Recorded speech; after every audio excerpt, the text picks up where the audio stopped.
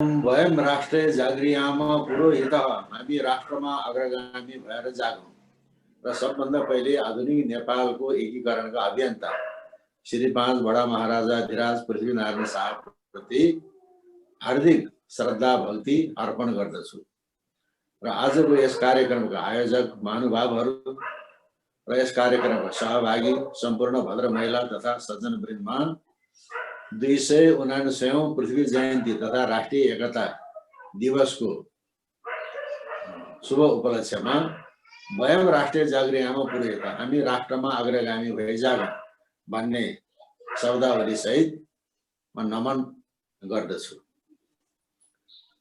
सन्दर्भ पृथ्वी जयन्तीको हो, तर चर्चा चाहिँ राष्ट्रिय एकता, नेपाल राष्ट्र र नेपाली राष्ट्रियताको। मैले अघि नै पनि भने आधुनिक नेपालको एकीकरणको अभियन्ता पृथ्वीनारायण शाह।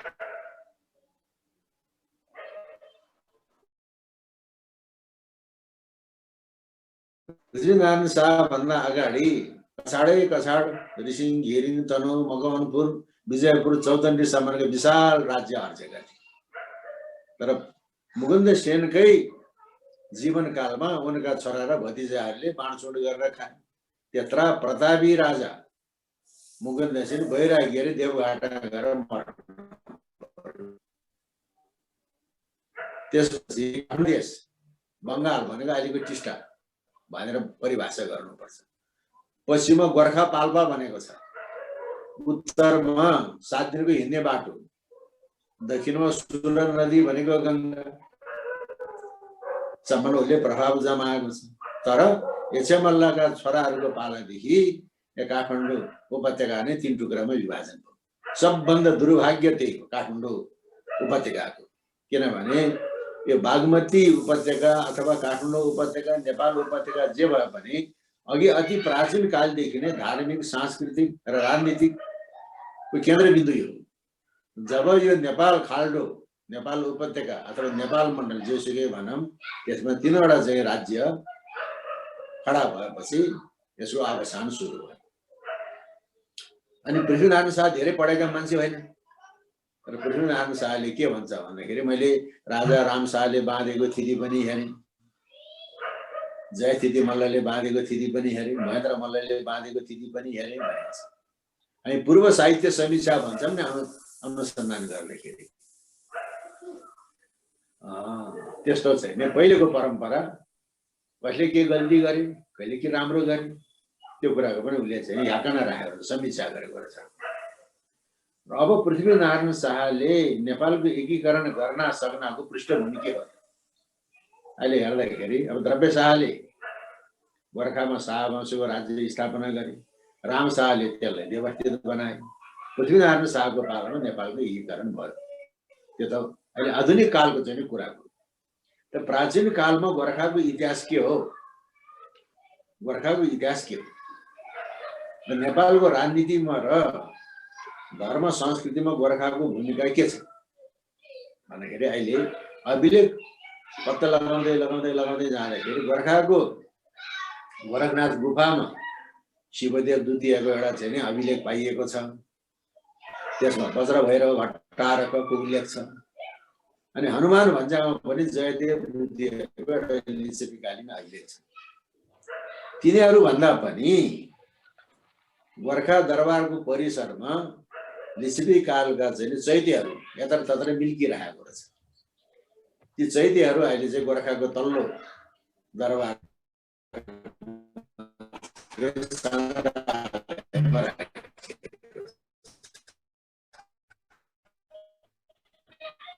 ती चैत्यहरूमा अभिलेख छैन, तर कला शैलीको आधारमा इतिहास लिच्छवी काल कम्तीमा भने त्यो चैत्यको आधारमा हामी चाहिँ 6औं शताब्दीसम्म गोर्खाको इतिहास हामीले पुर्याउन सक्छौँ। अब त्यसपछि गोर्खाको सम्बन्ध गोरखनाथसँग छ। गोरखनाथको प्रादुर्भाव कहाँ भयो? कहाँ भयो? तर कहाँ भयो होइन। गोरखनाथको प्रादुर्भाव गोर्खामा भएको, नेपालको गोर्खामा भएको। यसको प्रमाण के हो? गोर्खामा प्रादुर्भाव भएको कहीँ लेखेको छ छैन, तर यसका चाहिँ प्रशस्त प्रमाणहरू छन्। कसरी भन्दाखेरि नाथ सम्प्रदायमा भैरव र कालीको पूजा हुन्छ, भैरव र कालीको पूजा हुन्छ। नेपालको अन्त ठाउँमा पाइएको छैन, भारतमा पनि पाइएको छैन। अन्त वज्र भैरव भट्टारकको उल्लेख छ, शिलापत्र छ, र गोर्खाको उपल्लो कोटमा वज्र भैरवको चाहिँ नि ठान छ। त्यस कारणले जुन नाथ सम्प्रदायमा जुन कालीको उपासना हुन्छ, भैरवको उपासना हुन्छ, त्यो चाहिँ गोर्खामा छ। अब माघे संक्रान्ति आउन थाल्यो, गोर्खाको गोरखपुर के अरे भारतको गोरखपुर गोरखनाथको मन्दिरमा खिचडी चढाइन्छ। खिचडी पकाएको खिचडी भने काँचो दाल चामल चढाउँछ। अहिले त परम्परै टुटेर गयो। अघि नेपालको गोर्खा दरबारबाट लगेको खिचडी चढाइन्थ्यो सबभन्दा पहिला। त्यसपछि गोरखनाथका महन्त महाराजले खिचडी चढाए अनि अरू दुनियादारले चढाए। त्यस कारणले गोर्खाको अग्रस्थान छ भारतको गोरखपुरको गोरखनाथको मन्दिरमा। त्यसले गोरखनाथको जन्म गोर्खामा भयो। वज्र भैरव भट्टारक त्यसले चाहिँ नेपालको धार्मिक इतिहासमा ठुलो महत्त्व चाहिँ राख्दछ। त्यसपछि अब गोर्खामा द्रव्य शाह किन सफल भयो, राम शाह किन सफल भयो, पृथ्वीनारायण शाह किन सफल भयो, कसरी सफल भयो, उसको पछाडिको पृष्ठभूमि के छ भन्दाखेरि सबै समूहको अथवा सबै समुदायको सबै जातिको त्यसमा पृष्ठभूमि अथवा भूमिका रहेको छ। तर पनि गोर्खाका छ थर भनेको पाँडे पन्त आर्याल खनाल बोहरा राणा, पाँडे पन्त आर्याल खनाल बोहरा राणा, यसलाई चाहिँ छ थर भनेको छ। त्यसमा द्रव्य शाहको राज्य स्थापनामा, राम शाहको राज्यलाई सुव्यवस्थित गर्नमा, पृथ्वीनारायण शाहलाई अग्रगाउनमा जानका लागि यी छ थरको प्रमुख भूमिका रहेको छ। छ थरको प्रमुख भूमिका भए तापनि मुख्य भूमिका गणेश पाण्डे र नारायण आर्यालको चाहिँ रहेको छ द्रव्य शाहको पालामा। अनि राम शाहको पालामा राजीव लोचन भन्छन् पण्डित, ऊ के थर हो, राजीव लोचन भनेको छ। अर्को धरणीधर शर्मा भनेको छ, उसको पनि के थर हो थाहा छैन। तर त्यसमा चाहिँ जयभद्र शर्मा त आर्याल, त्यो कालु धबलु भनेको छ। कालु भनेको कालो, धबलु भनेको गोरो। गोरो गोरे भन्दाखेरिमा चाहिँ अलिकति अवहेलना जस्तो होला भनेर उसले धबलु भनेको छ। धबलु भनेको धबल, हिमालय जस्तो, कालु धबलु, जयभद्र शर्मा। अनि पृथ्वीनारायण शाहका पालामा जब ती गोर्खाली राजाहरूलाई केही कुरामा संशय हुन्थ्यो, यो हो कि संशय हुन्थ्यो भने त्यो बेलामा राजाको शङ्का निवारण गरेर उनको महत्त्वाकांक्षा बढाइदिने काम गर्थे ब्राह्मण पण्डितहरूले। जस्तो उदाहरणको लागि मगवानपुर ससुरालीमा बेजित भयो अनि भागेर आयो, चन्द्रगिरीको डाँडामा चाहिँ आएपछि नेपाल कुन हो, भानु आर्याल, कुलानन्द ढकाल, दुईटा ज्योतिषी, भातै पिछेको पाइले पिछेको साइली हेर्ने। भानु जोशी भनेको छ, कुलानन्द जोशी भनेको छ, भानु आर्याल, कुलानन्द ढकाल, दुईटा बाहुनहरू सँगै थिए। त्यो काठमाडौँ, त्यो भागलपुर, त्यो पाटन भने। राजाले नेपालतिर हेर्छ, दुईटा बाहुनले राजाको मुख हेर्छ, बाहुन त बाटो जा, राजाले जतै हेर्छ त्यतै हेर्दै। अनि राजाले यसो जुङ्गामा तावा लगाएपछि यहाँको राजा हुन पाएदा हुँदो भनेपछि महाराजको मनोकांक्षा सिद्ध हुन्छ। मेरो मनको कुरो कसरी थाहा पाए तिमीले? हामीले सरस्वतीको वरदान छ अनि जो महत्त्वाकांक्षा बढाइ। त्यसलाई फादर इस्टरले ड्रिम अफ युनिफिकेसन भनेको छ। नेपाल हेरेर जुङ्गामा तावा लगाए दुईटा ब्राह्मणले चाहिँ नि मनोकांक्षा सिद्ध हुन्छ भने, बाहुनले त भने मनोकांक्षा सिद्ध हुन्छ, लड्न पर्यो। लडाकाहरूले के परामर्श दिन्छन् भनेपछि रणजित बस्नेत, मानसिंह रोका अनि त्यहाँबाट चाहिँ नि वीरभद्र पाठक लडाकाहरूसँग एकान्त भएको छ।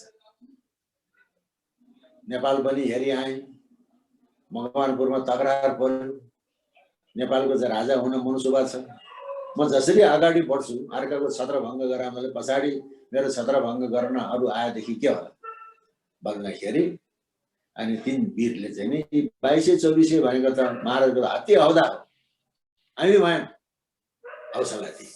ब्राह्मणहरूले हामी सरस्वतीको वरदान छ मनोकामना सिद्ध हुन्छ भने यी तीनजना लडाका वीरले चाहिँ नि भनेपछि अनि त्यहाँबाट अब नेपालको अभियान सुरु गर्ने।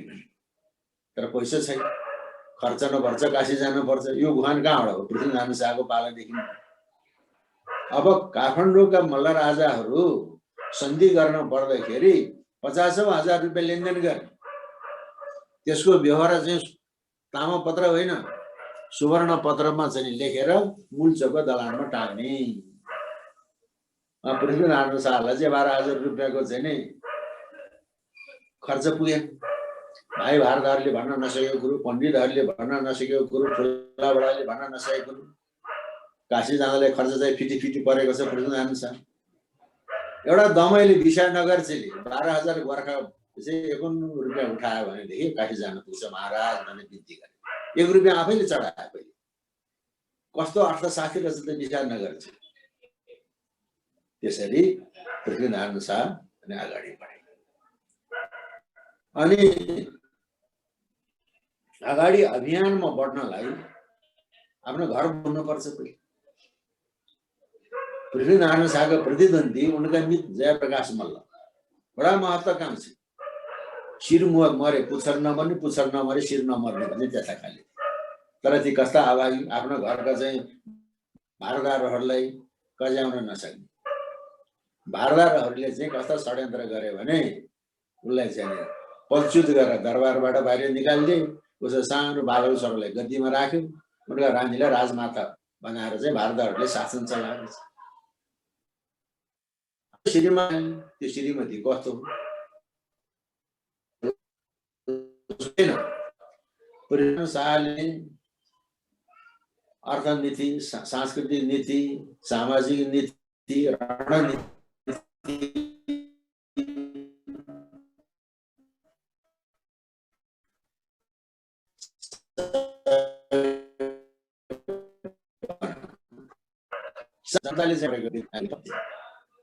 विराज बखेती भनेको क्षेत्री होइन मगर हो भन्छन्।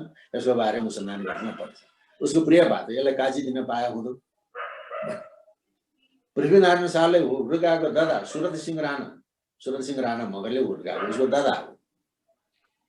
उपदेश गर्दाखेरि सुरत सिंह राणा दादालाई साथै राखेको छ। विराज बखेतीले काजी दिन पाए हुँदो भन्यो। तर चाहिँ बुद्धि कालु पाँडेको ठहरी, कालु पाँडे मूल काजी भए। तर कालु पाँडेको चाहिँ समानान्तरमा एउटा लडाका थिए शिवराम बस्नेत। कालु पाँडेलाई त कजाइदियो, शिवराम बस्नेतको मन कुड्यो भने बिग्रिने। अनि शिवराम बस्नेतको मन राख्नलाई पृथ्वीनारायण शाहले लोमीको काम गरेको छ। अनि कालु पाँडेलाई के भन्छ भने तिम्रो छोरी शिवराम बस्नेतको चाहिँ छोरो केयर सिंहलाई देऊ भनेर पाँडे र बस्नेतको जुग बाँधिदियो। सम्धि भए झगडा गर्न पाएन। अनि पाँडेको ढाल बस्नेतको तरवार यस्तो किसिमको तजबिज उसले जान्थे। यसरी ब्राह्मणहरूले चाहिँ उसको माइन्ड मेकअप गर्थे। तर सबै ब्राह्मण चाहिँ त्यस्ता थिएनन्, टाटा थिएनन् आर्यालहरू जस्ता। अनि पृथ्वीनारायण शाहको सङ्गत गरेर पृथ्वीनारायण शाहको महत्त्वाकांक्षा बुझ्न नसक्ने बाहुनहरू पनि थिए। नुवाकोट जितिसक्यो। अनि अब काठमाडौँ कसरी जित्ने भन्ने ताकामध्ये एक राति चाहिँ सपना देखेछ पृथ्वीनारायण शाहले। 3वटा ठुलो पोखरीको पानी सर्लकै पिएछ। अचम्म लाग्यो। अनि पुरै थिए रामकृष्ण शर्मा भनेको चाहिँ के थर हो शर्मा। बिहान चाहिँ पुरै मैले त यस्तो सपना देखेँ, यसको फल के हुन्छ भन्दाखेरि त्यो पृथ्वीनारायण शाहको सङ्गत गर्न पनि महत्त्वाकांक्षा बुझ्न नसक्यो। बाहुन लोभी थियो, सानो कुरामा लोभ गर्ने। यही पानी खाएको त जल सम्बन्धी दोष हुन्छ, महाराज सोधी शान्ति गर्न पर्छ भन्थ्यो। पृथ्वीनारायण शाहको मनको किरा मरेन। बाहुन भइकन पनि ढाल खोडा भिरेर चाहिँ नि उमरा भएर कीर्तिपुरको फ्रन्ट लडाइँमा थियो। शक्ति वल्लभलाई बोला। शक्ति वल्लभ पनि बाहुन, रामकृष्ण पनि बाहुन। शक्ति वल्लभ त बाहुन भएर क्षति कर्म गरेको छ। गुरु पुरोहितलाई बोल्दाखेरि मैले हुन्छ अलि नरम स्वरले बोले। उते बाहुनु भयो भने क्षेत्री कर्म ए शक्ति बल्ल मैले यस्तो चाहिँ समय यसो बल्के हुन्छ अलिक कडा स्वरमा महाराजको मनोकांक्षा शुद्ध हुन्छ ठुल्ठुलो पोखरी भन्ने काठमाडौँ भक्तपुर पाटन महाराजले पिबक्सेछ मनोकांक्षा सिद्ध हुन्छ ठोकियो बक्सेछ महाराज भने चाहिँ स्याबास गुरु पुरोहित भनेको यस्तो हुनुपर्छ भनेर ब्राह्मण भइकन ढालखोडा भिरेर क्षेत्री कर्म गरेको प्रायश्चित गरेर उसलाई पुरोहित बनाइदियो शक्ति बल्लभ आर्यले यसरी राजाले संशय हुँदाखेरिमा राजाको माइन्ड मेकअप गरेर साइकोलोजिकल ट्रिटमेन्ट गरेर चाहिँ महत्त्वाकांक्षा बढाइदिने ब्राह्मणहरूले त्यसो गरे अनि विजयनगर चाहिँ भनेको त्यहाँको अर्थशास्त्री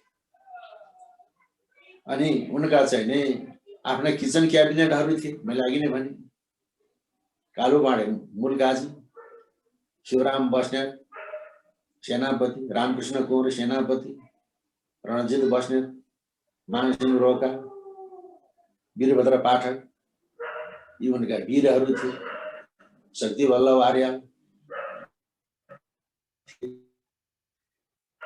पहिलाको घरीमा चाहिँ नि अब चाहिँ हली गोठालेले पनि जित्ने हलिथुम भनिन्छ गोर्खामा अब चाहिँ नि बेसीमा हलो जोत्यो बाँझो मार्यो अनि हलिथुममा आएर बस्ने लम्जुले आक्रमण गर्दा हलीहरूले नै लडाइँ गरेर जितेर पठाए हलिथुम हली गोठाले पनि चाहिँ वीर त्यस्ता थिए अनि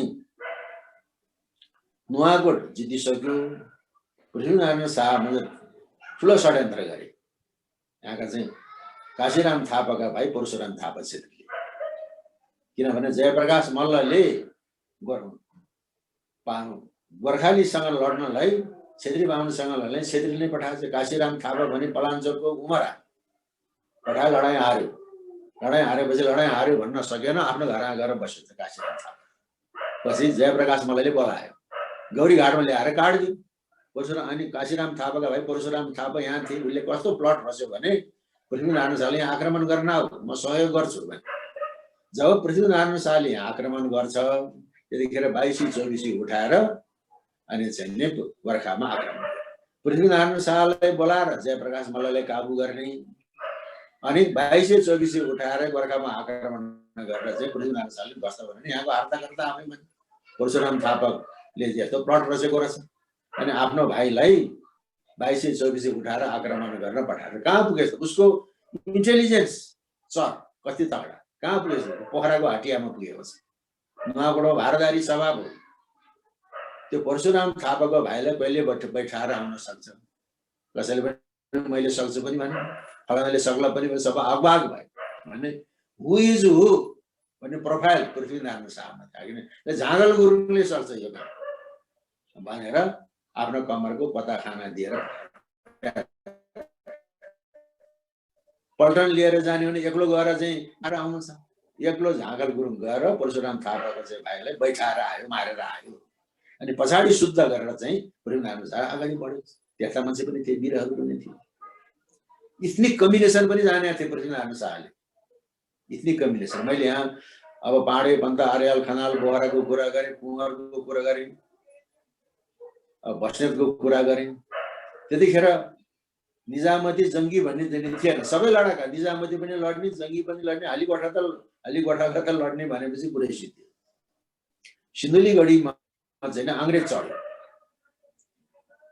अंग्रेजलाई चाहिँ परास्त गर्न खजान्ची वीरभद्र उपाध्यायले पठाएको छ वीरभद्र उपाध्याय सापकोटा हो भन्छन् हो होइन तर वीरभद्र उपाध्याय खजान्ची भन्दा गभर्नर पठाएको छ साथमा कसलाई पठायो सिकारीको सरदार वंश गुरुङले पठायो एउटा भाउन एउटा गुरुङ गएको छैन गुरुलाई युद्ध गरेर किल्लकलाई चाहिँ परास्त गर्यो त्यस्ता कुरा पनि जान्न थिए अनि हुन त अब तन्त्र मन्त्रले पनि चाहिँ लडाइँ जितिन्छ भन्छन् तर तन्त्र मन्त्रमा ठुलो शक्ति छ शत्रु स्तम्भन विधि शत्रु एउटा ग्राम ग्राम ग्राम जाने एकदम सूर्य आएको छ ठम्का ठम खडाइदिने स्तम्भन गराइदिने महामारी बनाइदिने शत्रुलाई हाई हाई गरेर अस्तमस्त चाहिँ गर्ने हातखुट्टा गर्ने तन्त्र साधनले त्यसो गर्छ अनि पृथ्वीनारायण शाहले ज्ञानकर भाँडा भनेको छ त्यो वज्राचार्य मनोकामनामा चाहिँ रहेर पुरस्चरण तान्त्रिक अनुष्ठान हुमफट गरेर चाहिँ पश्चिमतिरको कटक रोक्ने एउटा वज्राचार्यले त्यहाँ उपयोग गरेको छ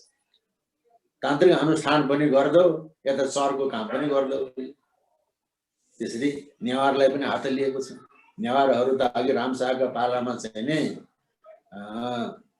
सिद्धि नरसिंह मल्लसँग चाहिँ मिलाएर चाहिँ 24 कोटी नेवारहरू हटिया थोक भन्ने चाहिँ गोर्खा बजारबाट माथि गोर्खा कोटमा जाने ठाउँमा चाहिँ हटिया थोक भन्छ 24 कोटी यस्ता साहुहरू चाहिँ नि थिए।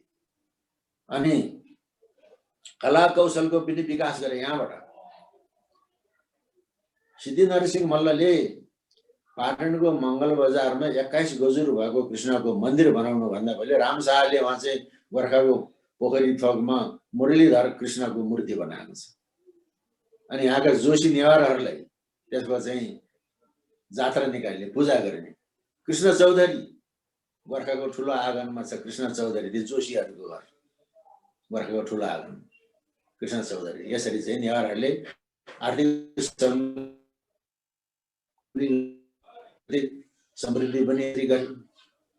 त्यस्तो किसिमबाट सबै समुदायलाई यहाँ मिलाएर यहाँ कामहरू कुनैले चाहिँ तन्त्र मन्त्र गर्न लगाएको छ, कसले के गर्न लगाएको छ, कसैले के गर्न लगाएको छ। र अब हामीले यहाँ बुझ्न पर्ने, हामीले पृथ्वीनारायण शाहलाई चाहिँ सम्झन पर्ने एउटा कारण के छ भन्दाखेरि हामीले नेपालको मात्रै कुरा गर्न हुँदैन, पृथ्वीनारायण शाहको मात्रै कुरा गर्न हुँदैन। एसियाको भू राजनीति कस्तो थियो, जियो पोलिटिक्स भने भू राजनीति कस्तो थियो भने पृथ्वीनारायण शाहकै शब्दमा नेपाल दुई ढुङ्गा बिचको तरुण, तलको ढुङ्गो भारत, माथिको ढुङ्गो चीन। यहाँको भू राजनीति कस्तो थियो भने त्यो विशाल चीन अफिमको नसामा ढुनुमुनिएको थियो। मोटो मान्छे दुब्ला आएको जस्तो, केही पुरुषार्थ अफिमको नसामा बिचरा के कुरा गर्नु। अन्त मैले तिब्बतको निन्दा गरेको भने इतिहासले जे देखाउँछ सत्य सत्य बोल्नुहुन्छ। जुन मुलुकको आफ्नो स्वतन्त्र मुद्रा छैन त्यो स्वतन्त्र राष्ट्र हुन सक्दैन। तिब्बतको स्वतन्त्र मुद्रै थिएन। काठमाडौँ भौतपुर पाटनका मल्ल राजाले टल छापेर तिब्बतमा पठाउँथ्यो, पछि पृथ्वीनारायण शाहले पठाए, त्यता अभिगत थियो। अनि भारतमा चाहिँ नि त्यो मुसलमानी साम्राज्यको त्यो अवसान भइसक्यो। अर्को 7 समुद्र पारीका अङ्ग्रेजहरू व्यापार गर्ने न्युमा आएर अनि सत्ता कब्जा गरे। डढेलो जस्तो सल्किएको थियो। अनि उनीहरूको अङ्ग्रेजको ग्रान्ड डिजाइन के थियो भने नेपालको बाटोबाट नेपाललाई खाने, तिब्बतलाई खाने, चीन हान्ने, त्यस्तो थियो। तर सिन्धुलीगढीमा विश्वमा चाहिँ कुनै शक्तिसँग परास्त नभएको अङ्ग्रेजलाई पृथ्वीनारायण शाहले सिन्धुलीगढीमा परास्त गरिदियो। अनि नेपाल खाने, तिब्बत खाने, चीन खाने अङ्ग्रेजहरूको जुन ग्रान्ड डिजाइन त्यसलाई पृथ्वीनारायण शाहले ब्रेक गरिदियो, ब्लक गराइदियो। त्यही हो पुरुषार्थ भनेदेखि अब पृथ्वीनारायण शाहको सैन्य नीति कस्तो थियो त? सैन्य नीति कस्तो थियो? के को आधारमा उसले यसरी मुसलमानलाई पनि पछार्न सके, अङ्ग्रेजलाई पनि पछार्न सके भने उसको सैन्य नीति कस्तो थियो भन्दाखेरि सैन्य नीति भन्न छ त्यो अफेन्स र डिफेन्सको कुरा आउँछ। अफेन्स भनेको लड्ने, डिफेन्स भनेको प्रतिरक्षा। र उसको चाहिँ अफेन्स नीति कस्तो थियो भने पट्टीमा सिपाही पनि ठकुरी, खस, मगर र गुरुङलाई खिचोला गरेर राख्नु। खिचोला भने छानेर राख्नु। लुहा च्याप्ने, लुहा भनेको लोहा भनेको चाहिँ फलामको ढाल खोडा च्याप्ने यिनी 4 जात हुन्। यिनलाई सदाएर राख्यो भने अथवा तालिम दिएर राख्यो भने बहिरी त के इन्द्रको आसन पनि डगाइन्छ। अफेन्स। डिफेन्समा के भन्छन् भन्दाखेरि गुरुङ, मगर, खानज्यादा भइहाल्यो भने ठकुरी, बराहा, उमरा, पुराना जाँचे घोडामा राख्नु। घोडा भनेको गडी घोडामा राख्नु। अफेन्स डिफेन्स यस्तो किसिमको चाहिँ नीति थियो। अनि अर्को कुरो विज्ञहरूको सामान्यमा भन्नुपर्छ यो कुरा। अहिले हामी नेपालीहरू के भन्छौँ भन्दाखेरि नेपालको राजनीतिमा भारतको राजनीति हाबी भयो, चीनको राजनीति हाबी भयो, पश्चिमा राजनीति हाबी भयो भन्छन्। हुन पनि होला, म राजनीति जान्दिनँ। तर किन हाबी भयो त?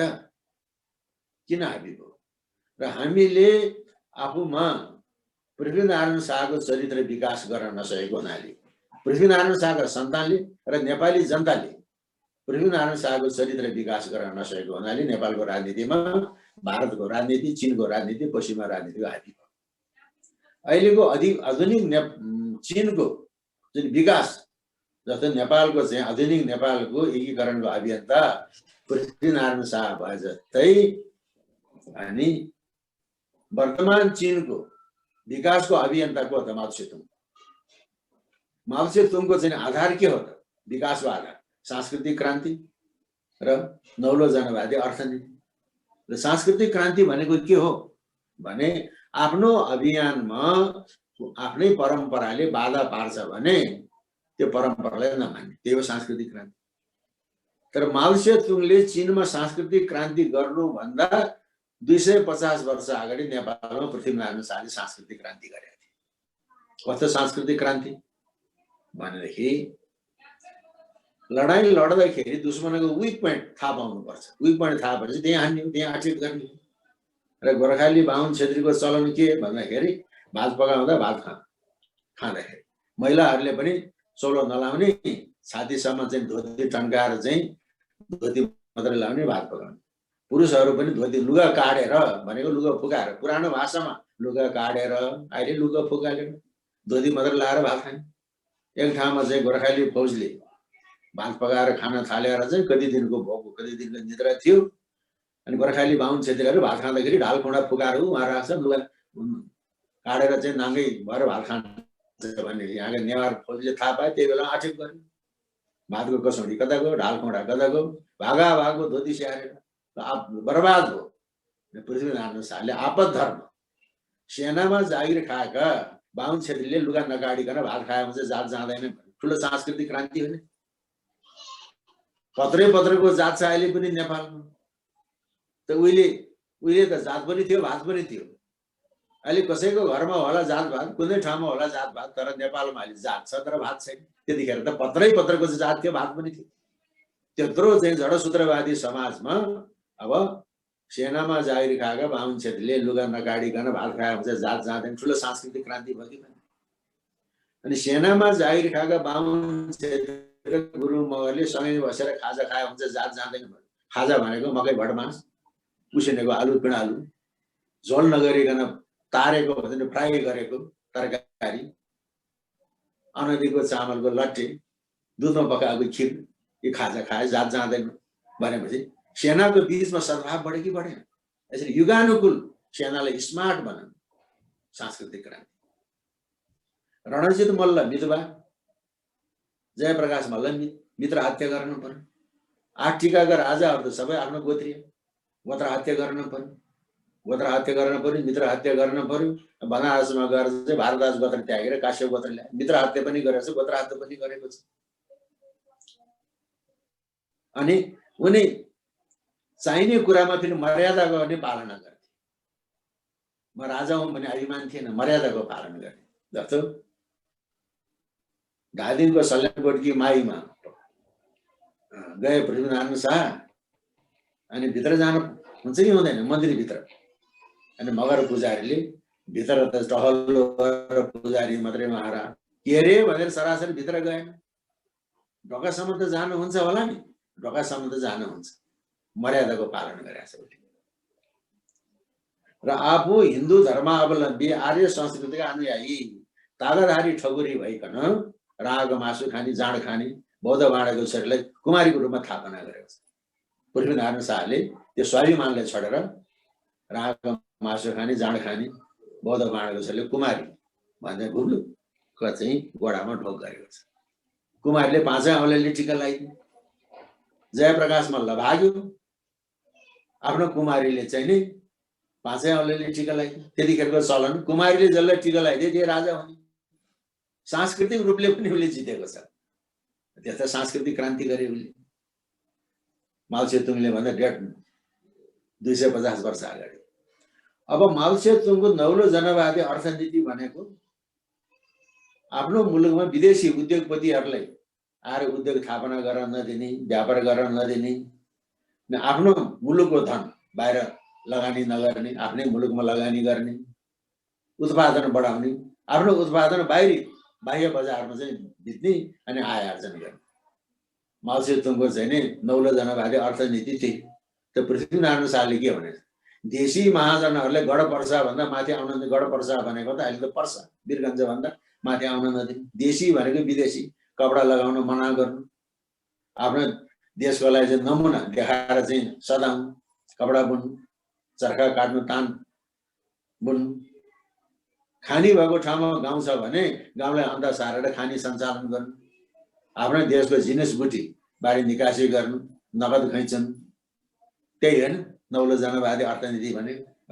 पृथ्वीनारायण शाहको जुन अर्थनीति हो त्यसलाई चाहिँ माओ सेतुङले नौलो जनवादी अर्थनीति भनेर भनेपछि माओ सेतुङको सांस्कृतिक क्रान्तिको स्रोत नौलो जनवादी अर्थनीतिको स्रोत पृथ्वीनारायण शाह। अब उहाँ चाहिँ नि भारतमा गान्धीले एक सरो वस्त्र लगाएर अंग्रेजलाई भारत छोड आन्दोलन छेडे। यहाँ गोर्खालीले चाहिँ च्याङ्गा पाङ्गा लगाएको छ, यहाँ त धोती मात्र लगाएर त बस्न सक्दैन ठन्डी ठाउँ, च्याङ्गा पाङ्गा लगाएर। अनि पृथ्वीनारायण शाहले गान्धीले अंग्रेजलाई भारतबाट निकाला गर्नुभन्दा 200 वर्ष अगाडि यहाँबाट चाहिँ इसाई पादरीहरूले खेलेको छ। इसाई पादरीहरूले किन खेले? इसाईहरूप्रति, इसाई धर्मप्रति कुनै वैरभाव थिएन। यहाँ बसेर थपक्क बसेर इसाई धर्म मात्रै प्रचार गरेर भएको भए खेती नै थिएन। र उनीहरूको ग्रान्ड डिजाइन त मैले भने भारत खाइसक्यो, यदि भारत चेतनशील भएको भए अंग्रेजले खान सक्ने थिएन। पृथ्वीनारायण शाहले के भन्छन् भने उत्तर चीनको बादशाहसँग पनि घा गर्नु, दक्षिण समुद्रको बादशाहसँग पनि घा गर्नु, बडो चोरो छ। हिन्दुस्तान दबाइरहेको छ। हिन्दुस्तान जाग्यो भने किल्ला पत्न चाहिँ नेपालमा आउनेछ भने हिन्दुस्तान जाग्यो भने त हिन्दुस्तानीहरू जाग्न सकेन। किन त मुसलमानले चाहिँ आक्षेप राखेको छ, स्वाभिमानै भएन। हिन्दुस्तान जाग्यो भने चाहिँ के अरे अंग्रेजलाई उसले धपाउन सक्यो। त्यो ग्रान्ड डिजाइन त असफल भयो। र अब गोर्खालीले काठमाडौँ जित्यो भने नेपाल खानी, तिब्बत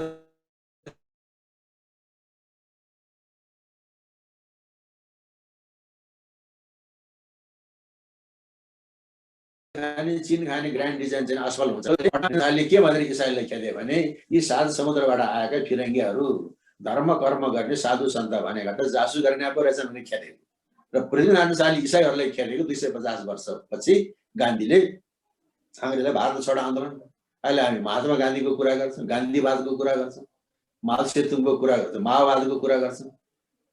पृथ्वीनारायण शाहको चाहिँ कुरा हामी गर्दैनौँ भने पृथ्वीनारायण शाहको जुन अन्तिम अवस्थामा उसले जे कुरा भने अन्तिम अवस्था उसको जीवनको उसले अनुभव अन्तिम अवस्थामा सबैका भाइ भारदारहरू चाहिँ राखेर आफ्ना चाहिँ दादा सुरत सिंह राणा मगरलाई पनि राखेर भनेका कुरा अन्तिम भनेका कुरा त्यसलाई हामी पृथ्वीनारायण शाहको उपदेश भन्छौँ।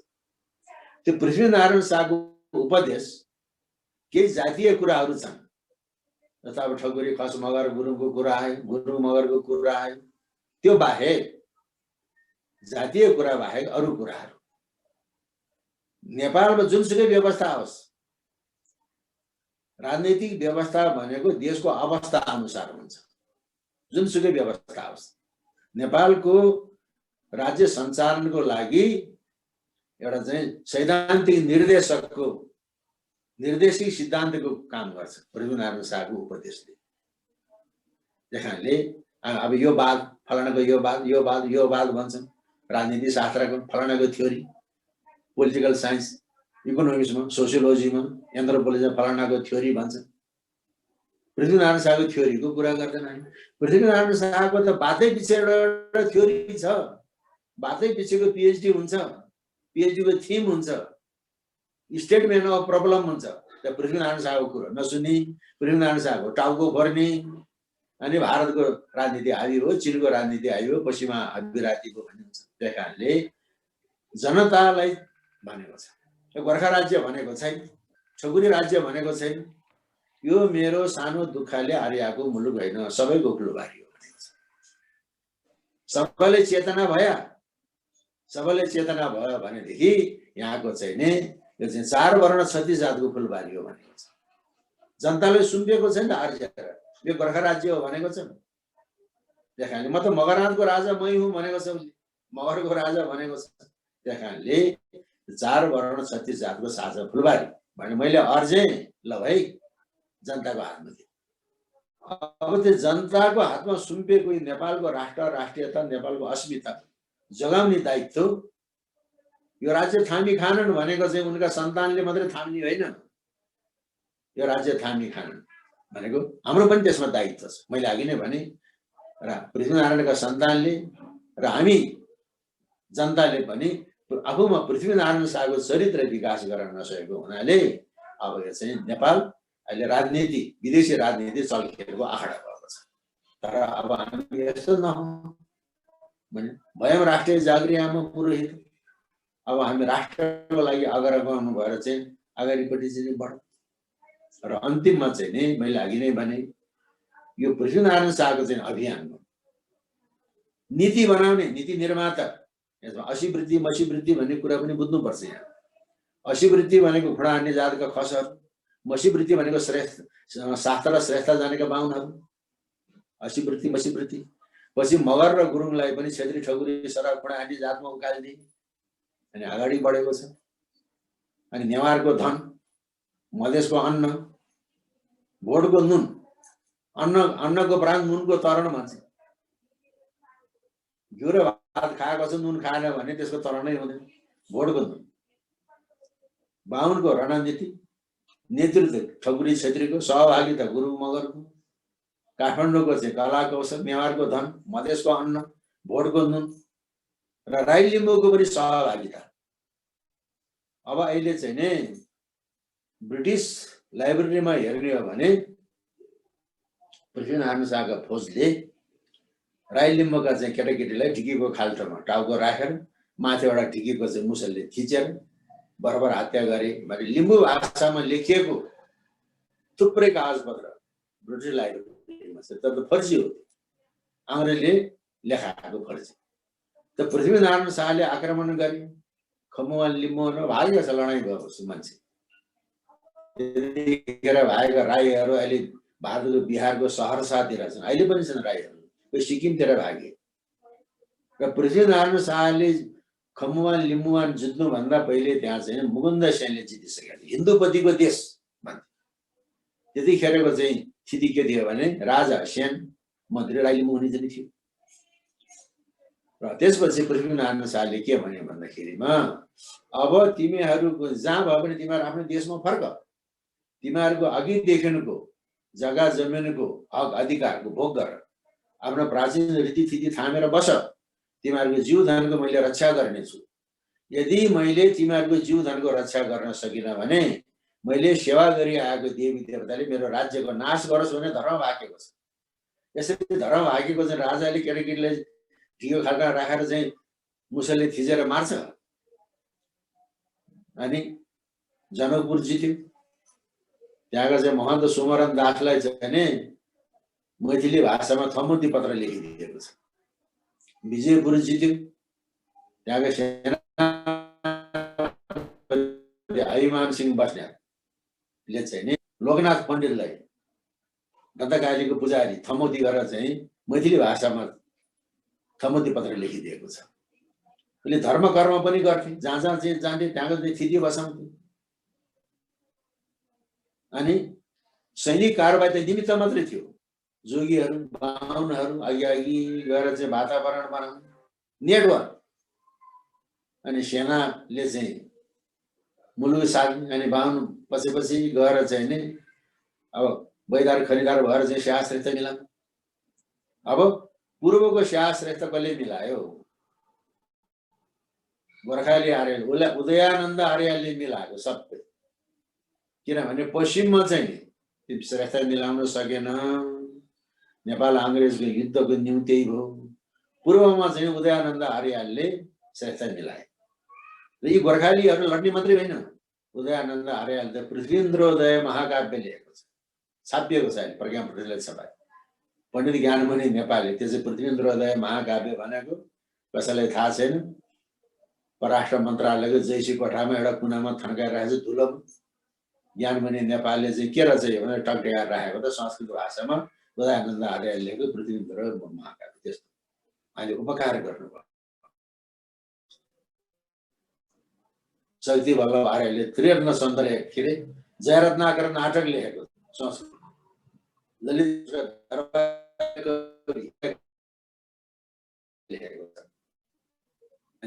चाहन्छ 80 वृत्ति बस्तीका मान्छेहरू चाहिँ तन्त्रमा हुनुहुन्छ सबैलाई सर अनि नेपाललाई एक डल्लो बनाएको र यति कम्बिनेसन थियो त्यसो भएर पृथ्वीनारायण शाह सफल भयो र अहिले पनि मान्छेले भन्छ नि गाउँघर 6 बेला घाम लाग्छ घाम हामीले आफूमा चाहिँ पृथ्वीनारायण शाहको चरित्र विकास गर्न सक्यौं भने भारतको राजनीति पनि हाबी हुँदैन चीनको राजनीति पनि हाबी होइन पश्चिमा राजनीति पनि हाबी हुँदैन र आज हामीहरूलाई श्री गोरखनाथ कालीले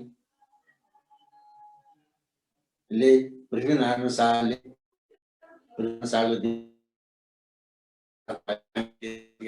दियोस् हामी नेपाली भएर रहन सक्यौं नेपालीको बीचमा समन्वय होस् भावबाट अगाडि बढ्न सकौं र हामी राष्ट्रको लागि अब अहिले युद्धको अवस्था छैन उहिले त चाहिँ उत्तिष्ठाय कृत निश्चय भने अहिले उत्तिष्ठ युद्धाय कृत निश्चय उत्तिष्ठ राष्ट्राय कृत निश्चय वयम राष्ट्रिय जागृति पुरोहित यो अहिले संकल्प गरौँ र आफ्नो पहिचान जात भनेको ठुलो सानो होइन आफ्नो जात छ जातको पहिचान छ एउटाको पहिचान अर्कोले मास्न हुँदैन मेट्न हुँदैन जातीय पहिचानलाई स्वाभिमानले यथा स्थानमा यथोचित सम्मान हुनुपर्छ तर जातीय धरातल भन्दा माथि उठेर साझा भावना राष्ट्रियताको भावनामा हामी लाग्नुपर्छ किनभने राष्ट्र धारय ध्रुवम यो राष्ट्रले स्थिरता धारण गरोस् राष्ट्र भएन भने हामी भताभुतुङ्ग हुन्छ त्यसकारणले सन्दर्भ पृथ्वी जयन्तीको तर चर्चा नेपालको राष्ट्रिय एकता नेपाल राष्ट्रको नेपाली राष्ट्रियता र यति कुरा भन्दै अब गोर्खालीहरूले मलाई अचम्म लाग्यो हाम्रो दण्डपानी आर्यालजीको जेठा छोराको दर्शन पाएँ उहाँले चाहिँ आर्याल वंशावली लेख्नु भएको रहेछ गोर्खामा लोकार्पण गर्ने मलाई पनि जाम भनेर चाहिँ म गएँ दण्डपानी आर्यालको चाहिँ भाइ अहिले पनि हुनुहुन्छ उहाँको घरको माथि भान्सा तयार बनाएको रहेछ बाहुनी बजेहरूले दाल भात पकाएको छ घिउ के पकाएको छ अनि मलाई सबभन्दा पहिले भात खानुस् भनेर भने भा दण्डपानी आर्यालको भाइ धोती लाएर बसेको छ अनि अर्को एकजना दण्डपानीकै दाई भाइको चाहिँ छोरो कालिका मन्दिरको पुजारी पाठ गर्ने ऊ पनि धोती लाएर बसेको छ मलाई पहिले भात खाऊ भन्छ म त हक्क न बक्क भएँ मलाई दखस लाग्यो बाहुनको घरमा बाहुनी बजेहरूले तयार पारेको चाहिँ म पनि मर्यादामा रहन्छु हत्त न पत्ता गएर चाहिँ मैले भात खान मलाई भात पस्किन त्यहाँ बफे सिस्टम छ त्यहाँ मलाई खानुहोस् भने मैले भने तपाईँहरू जानु त होइन तपाईँ त हाम्रो पाहुना हो नि तपाईँ खानुहोस् न भन्छ म छैन भने तपाईँहरू खानुहोस् पहिले मेरो मनमा मैले बिटुलो गरेको चाहिँ भात यिनीहरू पाहुनालाई खायो भने त मलाई पाप लाग्छ दण्डपानी आर्यालका भाइले तपाईँ त हाम्रो पाहुना हो नि लौ भनेर चाहिँ पाखुरामा समातेर घिच्याएर मलाई भयो त्यहाँ सबभन्दा पहिले मैले दाल भात खाने मैले खाएँ अरू बाहुनाहरूले भनेपछि भनेपछि त्यस्तो किसिमको सद्भाव म प्रति गोर्खाली आर्यालहरूले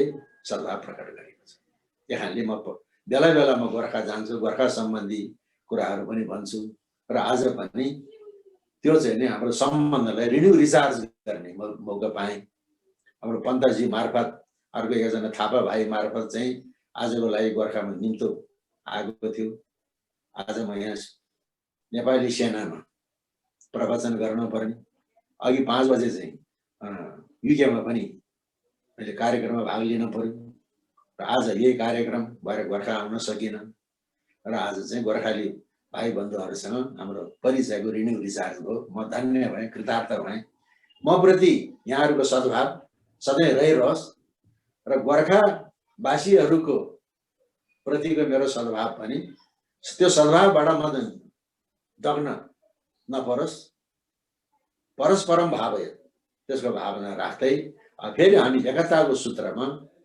आबद्ध भएर अगाडि बढौँ यो राष्ट्रलाई जोगाउँ भन्दै म बिदा हुन चाहन्छु र सबैको जय कल्याण होस् नमस्कार धन्यवाद गुरु।